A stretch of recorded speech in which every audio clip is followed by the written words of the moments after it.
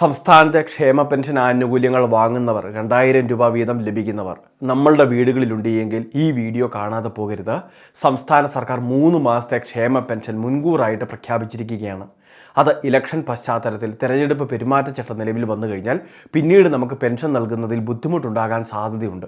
അതായത് പിന്നീട് എന്തെങ്കിലുമൊക്കെ പ്രശ്നങ്ങൾ ഉണ്ടായിക്കഴിഞ്ഞാൽ അല്ലെങ്കിൽ തെരഞ്ഞെടുപ്പ് കമ്മീഷൻ്റെ പക്കൽ ഈ പെൻഷൻ വിതരണം താൽക്കാലികമായിട്ട് നിർത്തിവെക്കണം എന്നൊക്കെയുള്ള അഭ്യർത്ഥനകൾ വന്നു കഴിഞ്ഞാൽ ഒരുപക്ഷെ അത് സാധാരണക്കാരെ ഗുരുതരമായിട്ട് ബാധിക്കും. അതുകൊണ്ട് തന്നെയാണ് 3 മാസത്തോളം, അതായത് ഈ ഇലക്ഷനും അതിനോടനുബന്ധിച്ചുള്ള കാര്യങ്ങളുമൊക്കെ നടക്കുന്ന 3 മാസങ്ങൾ, ഈ മാർച്ച് മാസം, അതോടൊപ്പം തന്നെ ഏപ്രിൽ, മെയ് തുടങ്ങിയ 3 മാസങ്ങൾ, 3 മാസങ്ങളിലേക്ക് ആവശ്യമായിട്ട് 6000 രൂപയോളമാണ് ഒരു ഗുണഭോക്താവിന് വേണ്ടത്.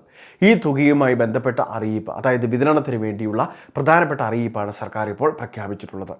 ഇന്നലെയോടെ ഇതുമായി ബന്ധപ്പെട്ട അറിയിപ്പുകൾ ഇറങ്ങി, ഉത്തരവ് ഇപ്പോൾ പ്രസിദ്ധീകരിക്കുകയും ചെയ്തിട്ടുണ്ട്. അപ്പോൾ പെൻഷൻ വാങ്ങുന്ന 63 ലക്ഷം വരുന്ന ആളുകളും ഈ കാര്യങ്ങളൊന്ന് ശ്രദ്ധിക്കണം. ഇനി ഇത് 3 ഗഡുക്കൾ തന്നെയായിട്ടായിരിക്കും നമ്മളുടെ കൈകളിലേക്ക് എത്തിച്ചേരുക, അല്ലെങ്കിൽ ബാങ്ക് അക്കൗണ്ടിലേക്ക് ലഭ്യമാവുക. ഒരുമിച്ച് വിതരണം നടത്തി കഴിഞ്ഞാൽ തീർച്ചയായിട്ടും അത് ഒരുപാട് പ്രശ്നങ്ങൾ ഉണ്ടാകും. കാരണം വളരെ വേഗം തുക ചിലവായി പോകും. പിന്നീട് ബാക്കി മാസങ്ങളിൽ നമുക്ക് ആനുകൂല്യം ലഭിക്കാത്ത സാഹചര്യവുമുണ്ട്. അതുകൊണ്ട് തന്നെ 3 മാസങ്ങളിൽ തന്നെയായിരിക്കും ഈ ആനുകൂല്യം ലഭിക്കുക. എല്ലാ മാസങ്ങളിലും, അതായത് മാർച്ച് മാസം 25-ാം തീയതി മുതൽ മാർച്ച് മാസത്തെ സഹായം, അതോടൊപ്പം തന്നെ ഏപ്രിൽ, മെയ് മാസങ്ങളിലെയും 25-ാം തീയതിയോടെ ആരംഭിക്കുന്ന രീതിയിലാണ് ക്രമീകരണം ചെയ്യുക. അതുകൊണ്ട് തന്നെ പെൻഷൻ തുക വളരെ നേരത്തെ വിതരണം ചെയ്യുകയല്ല, കൃത്യസമയത്ത് എത്തിക്കുക എന്നുള്ളതാണ് സർക്കാർ ഇപ്പോൾ ഉത്തരവിലൂടെ പറഞ്ഞിട്ടുള്ളത്. അതുകൊണ്ട് തന്നെ പെൻഷൻ ഗുണഭോക്താക്കൾ ഇതൊരു പ്രധാന അറിയിപ്പായിട്ട് സ്വീകരിക്കുക. നമുക്ക് ലഭിക്കേണ്ട ആനുകൂല്യ വിതരണവുമായി ബന്ധപ്പെട്ട നിർണായക അറിയിപ്പ് സർക്കാർ മുൻകൂട്ടി ഇപ്പോൾ അറിയിച്ചതിൻ്റെ പിന്നിൽ ഇലക്ഷനും അതുമായോടനുബന്ധിച്ചുള്ള മറ്റു കാര്യങ്ങളുമുണ്ട്. ആ സമയത്ത് ആനുകൂല്യം വിതരണം ചെയ്യുന്നതിൽ തടസ്സങ്ങൾ ഉണ്ടാവാതിരിക്കുന്നതിനാണ് മുൻകൂട്ടി ഈ അറിയിപ്പ് നൽകിയിട്ടുള്ളത്. അപ്പോൾ 6000 രൂപയും എല്ലാ മാസങ്ങളുടെയും 25-ാം തീയതിയോടെ 2000 വീതം 3 ഗഡുക്കളായിട്ട് 3 മാസവും നമുക്ക് ലഭിക്കുന്നതായിരിക്കും. അപ്പോൾ പെൻഷൻ ആനുകൂല്യങ്ങൾ വാങ്ങുന്നവർ എന്തെങ്കിലുമൊക്കെ രേഖകൾ കൊടുക്കാനുണ്ടെങ്കിൽ അത് കൊടുത്തേക്കുക. കാരണം നമ്മളുടെ ആനുകൂല്യം തടസ്സപ്പെടാൻ സാധ്യതയുണ്ട്. കാരണം സർക്കാരിൻ്റെ ഉത്തരവിൽ പറയുന്ന പ്രകാരം പഞ്ചായത്ത് ഡയറക്ടറേറ്റിൽ നിന്ന് അല്ലെങ്കിൽ ഡയറക്ടർ നിർദ്ദേശിക്കുന്നതനുസരിച്ചുള്ള ഗുണഭോക്താക്കളുടെ എണ്ണം, അതിന് ആനുപാതികമായിട്ടുള്ള ഫണ്ടായിരിക്കും ധനവകുപ്പ് റിലീസ് ചെയ്യുക. ക്ഷേമനിധി ബോർഡ് വഴി ആനുകൂല്യങ്ങൾ വാങ്ങുന്നവർക്കും ആനുകൂല്യമുണ്ട്. അവർക്കുള്ള പെൻഷനും ഈ രീതിയിൽ തന്നെയായിരിക്കും വിതരണം ചെയ്യുക.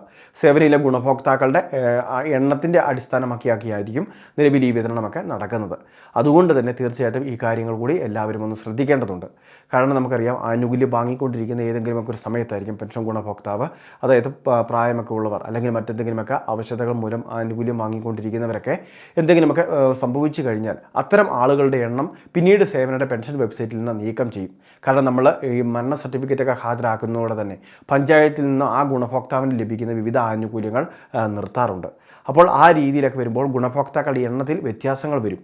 അതോടൊപ്പം തന്നെ പെൻഷൻ ഗുണഭോക്താവ്, അതായത് അപേക്ഷ വെച്ച് ആനുകൂല്യം വാങ്ങുന്ന വ്യക്തികളുടെ എണ്ണം ഓരോ മാസവും ആയിരക്കണക്കിന് പുതിയ ഗുണഭോക്താക്കളെയാണ് പട്ടികയിലേക്ക് ചേർത്തുകൊണ്ടിരിക്കുന്നത്. അതുകൊണ്ട് തന്നെ മുൻകൂട്ടി ഈ ആനുകൂല്യം വിതരണം ചെയ്തു കഴിഞ്ഞാൽ ഒരുപാട് നഷ്ടങ്ങൾ, അല്ലെങ്കിൽ ചിലർക്ക് മാത്രം ആനുകൂല്യങ്ങൾ ലഭിക്കാതെ വരുന്ന സാഹചര്യങ്ങൾ ഉൾപ്പെടെ ഉണ്ടാകും. വളരെ പ്രധാനപ്പെട്ട കുറച്ച് ഇൻഫർമേഷനാണ് ഷെയർ ചെയ്തത്. ഇതുപോലുള്ള അറിയിപ്പുകൾക്ക് ചാനൽ സബ്സ്ക്രൈബ് ചെയ്യുക, ഫോളോ ചെയ്യുക.